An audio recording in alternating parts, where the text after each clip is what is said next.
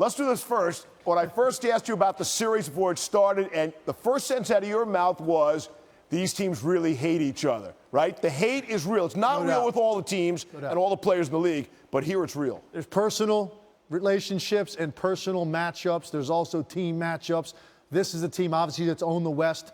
1 minute in, we get Draymond Green and James Harden bumping into each other. Draymond gets a tech right off the bat, and I said, good. I want to see more of it. Let's get it on. Let's go. They've been talking a lot. They've had rest. A lot of build up to this. And that first half, I've never had such a hard time, Steve, in my life taking notes, watching a game. And, you know, I'm meticulous with my note taking.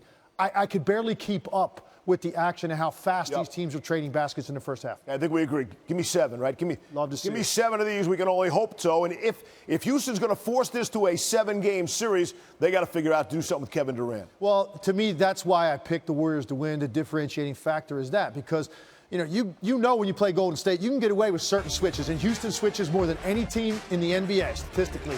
And they're going to do it against this team. And they've had success against some of their other guys. Not this guy. There is no answer when you switch with Kevin Durant. If it's a big, he's going to go by you the first time and then set up guys like Nene and Capella for the pull-up three.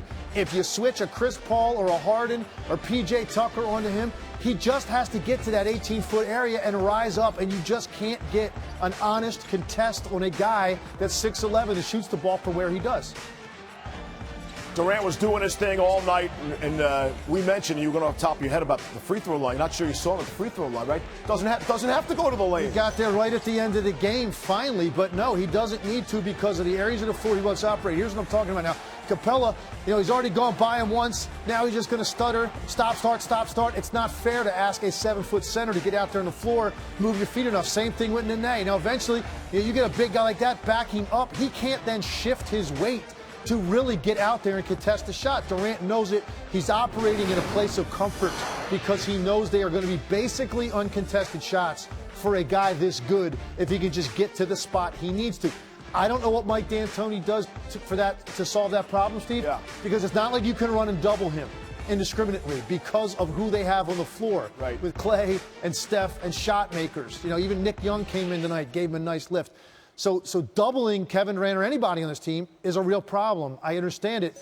You maybe have to be a little bit more selective, though, when he uses 3, 4, 5 dribbles to get into it to run somebody late, maybe.